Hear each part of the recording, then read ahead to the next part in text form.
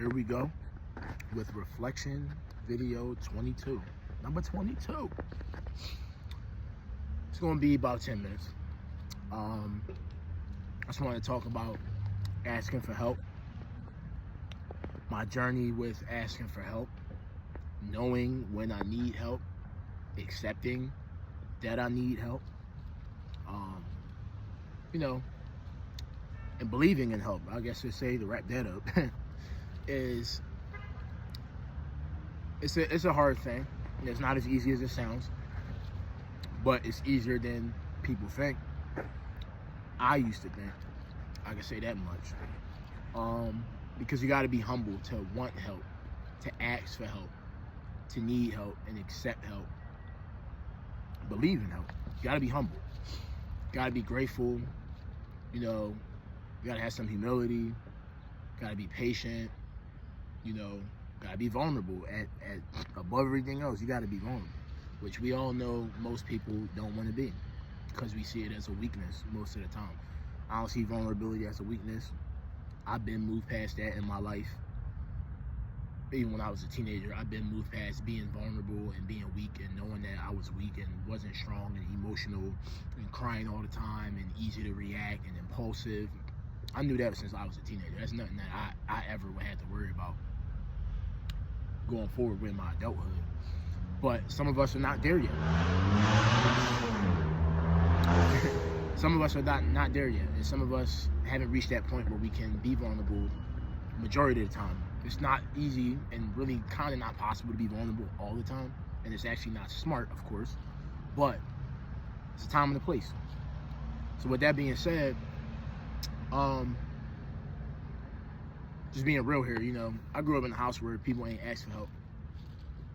People was too embarrassed, too scared, too selfish, too independent, too angry, too bitter, too depressed, too lonely, and that's just how it is. And when you grow up around that, you adopt that. As we know, whatever you grew up around, most of the time you pick up on something. You don't gotta pick up on everything, but you pick up on something or some things from your environment. I picked that up. It's something that is in my family, stubbornness and not asking for help, among other things, but it's technically in all of us. It's in all of our families. There's at least one family member or multiple family members that just don't listen, that just don't want to ask for help, that don't want to take no advice, from anyone, in or outside the family. Neighbors, family, friends, whatever. Teachers, mentors, coaches, so on and so on.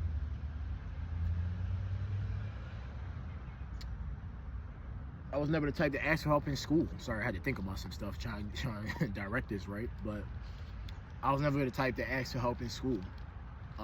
Barely. I didn't like being that person.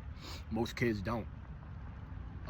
Especially when you go to school in an environment where asking for help is looked down upon, or looking like the kid that don't know nothing or don't pay attention or kind of slow or whatever is made fun of. It's hard to ask for help. And if you already a person who comes from that by default, and then you going into greater environments where asking for help is looked down upon, you're definitely not going to ask for help. It's twice, 3 times, 10 times as hard, depending on the person, to ask for help. So in school, I didn't ask for help. At home, I barely asked for help. And even after graduating high school, I pick and choose who I would ask for help. Pick and choose whose advice I'm taking. But I also have to learn that the advice that you don't want to take is probably the best advice that you can get, or the best help that you can receive, And I find myself, as humbling as it is, sometimes thinking back on things that other people have said, and I'd be like, damn, they was right all along, or they wasn't lying when they said this or that. And I find myself like, man, they was right. And it makes me mad, and it burns my soul to be like, yeah, they was right. But they were. And I guess I got a lot of examples, but one example would be you know, I think I mentioned this in another video, but I'll use it again, is that, you know, a family friend of mine, close to my mom, look at her like a godmom, aunt, you know, told me way back when, you know, when I was reading and studying everything, getting into religion and spirituality and psychology and just getting deep in my own mind and studying my environment, you know, she mentioned to me that, you know too much information. You have too much information. You're confused. You're confused. I didn't want to accept that, and I didn't want to believe that, because at the time I felt like I was reaching clarity and I was onto a better path and I was learning things that I needed to know. I felt like I had more sense of direction than I ever did. But the reality was I was confused. I just couldn't see it that way because I was on my path. Now, clearly I was confused, because why else would I be studying so many different things and trying to figure myself out? Duh, you might think, you might say, but when you locked in that, you don't think of it like that. But the message was, and the point was, that when you have too much information on your mind, you can't function. You become confused. And it doesn't matter if it's what you're researching, it's what people telling you, it's what you're seeing, it's what you're hearing, it's what you're feeling, it's what you're reading, it's what you're watching. You know, all of that is information. And sometimes coping by gathering information and just wanting so much information sometimes isn't for the best. And I know now that that's what the message really was, but at the time I couldn't see that. So here I found myself 10 years later from that, about realizing and reflecting upon, sometimes we all go through overloads of information, whether we can help it or not. We just do. But there's a time where you have to stop the information from flowing. Whether that's you cutting off all your information sources or stopping those information sources in general and not allowing them. It could be people or objects or media giving you that. You gotta cut it off. You gotta turn the TV off. You gotta cut the news off. You gotta cut the radio off.